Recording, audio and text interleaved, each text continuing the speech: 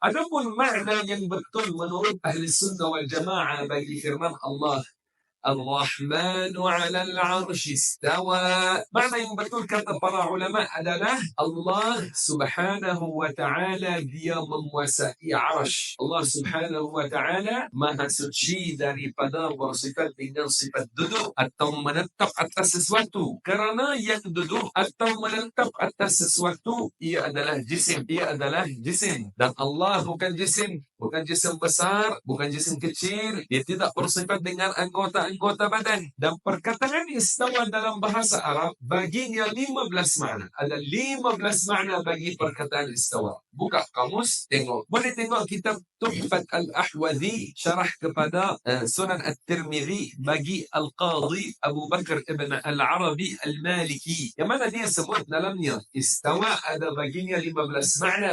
Jangan ditafsirkan firman Allah Ar-Rahmanu 'alal 'arsy istawa dengan makna yang ia sifat bagi makhluk seperti duduk atau menetap atas. Tapi boleh ditafsirkan dengan makna Allah menguasai 'arsy. Boleh ditafsirkan dengan makna Allah menjaga 'arsy. Boleh ditafsirkan dengan makna Allah mengekalkan 'arsy di tempatnya, maka ia tidak jatuh atas langit dan bumi dan menghancurkannya. Istawa juga dalam bahasa Arab datang dengan makna-makna yang lain.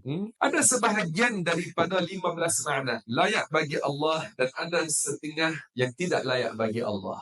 Makna yang tidak layak bagi Allah kerana bercanggah dengan firman Allah laisa kamitslihi syai'. Jika menyifatkan Allah dengan ya, itu pasti tidak boleh menafsirkan ayat dalam surah Taha dengannya. Adapun yang tidak bercanggah seperti makna menguasai, menjaga, mengekalkan, maka boleh menafsirkan firman Allah Ar-Rahmanu 'alal 'arsy istawa dengan